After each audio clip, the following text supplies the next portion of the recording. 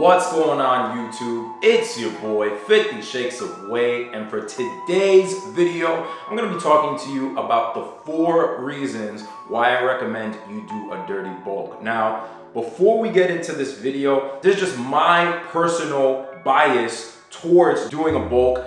I'm a natural lifter. For those who don't know, I've been lifting for 10 years. I'm completely drug-free. I've competed against enhanced competitors at NPC shows, and I've even beaten them. And a big reason on why I think I've been able to do so is because I've given my body time to grow, and I've done a bunch of dirty bulks to put on the size. So if you are a natural lifter like myself, I think you'll definitely receive a lot of great insights from this video. If you're enhanced, I definitely would not recommend this video, and you might want to do something completely different. Now, before you criticize this video and you say, oh, it's impossible to do a dirty bulk and you're not going to gain substantial muscle mass by doing that, you should do it the clean way, I urge you to just try it, all right? Just try doing a dirty bulk. It's my belief that every natural lifter at some point in their career should at least do a dirty bulk one time. You will feel the difference. You will feel the difference what it feels like to have an extra 1,000 calories in your system, how well you recover, how well you perform. Just give it a try before you criticize it. So let's jump into it. The first reason why I recommend that you do a dirty bulk is because it gives you a mental break from thinking about calories, macros, trying to hit your numbers. What people don't realize, guys, is that we're human beings, okay? It's not natural for us to always be thinking about measuring our food, if we're hitting our macros, our calories.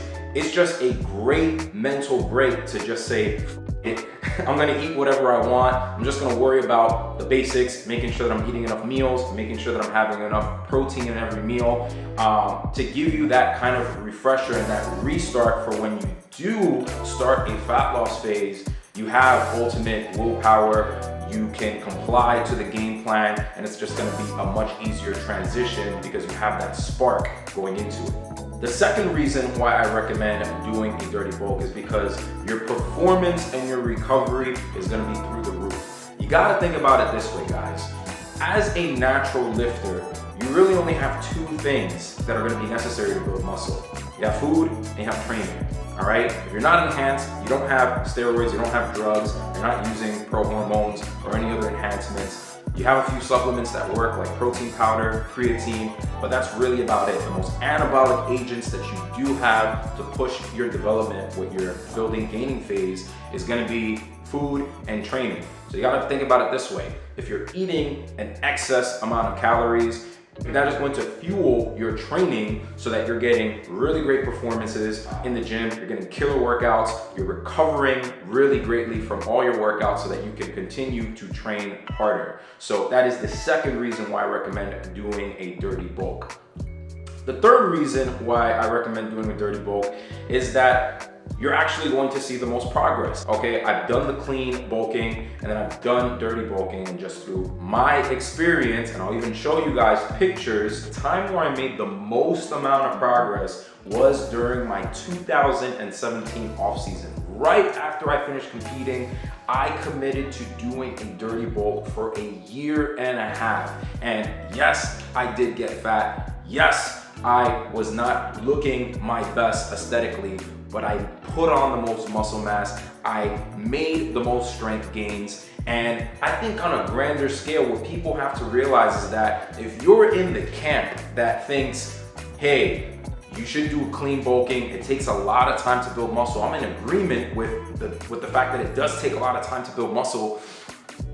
Wouldn't it be smarter to, if you know that it takes a long time to build muscle, to speed up the process by putting yourself further into a calorie surplus so that you're maximizing your workouts and your recovery? It made sense for me.